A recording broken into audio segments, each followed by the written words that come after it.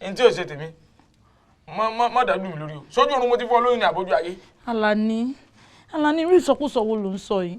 Mo máa ń sọ fẹ́ náà tá a bá ti fẹ́ ṣe jẹ́ ká lo rọ́bà ìdáàbòbò wa máa ní flesh to flesh ló fẹ́.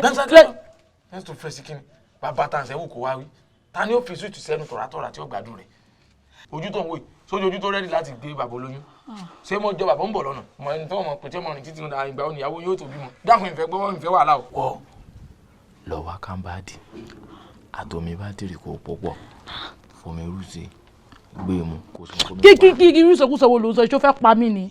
ó ṣe back to back ẹ̀yìn ìjọ ara yín now ó wàá fẹ́ gboyún kí ni problem ẹ sórí ẹni yìí tó lóyún fún ẹ yìí wàá ṣe wedding ayé á gbọ́ ọ̀run adé tó mọ̀. ọ̀rọ̀ tó yẹ kémi àti ọjọ́ parí ni intro tó yẹ kẹsẹ̀ lóní sókí tẹ amúrò tẹ ń fàágùn kọ̀ lọ́ fà communication tó sì smooth ló wà láàrin àwa méjèèjì nígbà tó ọ̀rọ̀ oyún wá délẹ̀ wá lọ káàmù yẹn wá ẹ má jẹ́ kójú yóò kúrò ẹ̀yin ẹ má lọ ti ẹ má wọn tẹ kó wa èmi àti ọlọ́yànjú yìí tó kùnú lé. inspector ẹ ṣiṣẹ́ yín.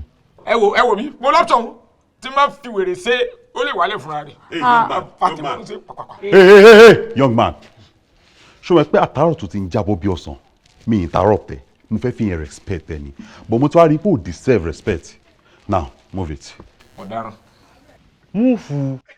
sẹ́gbọ̀n kàwé ni wọ́n bá ṣe pé múùfù bí ẹni pé múùfù. I say move it.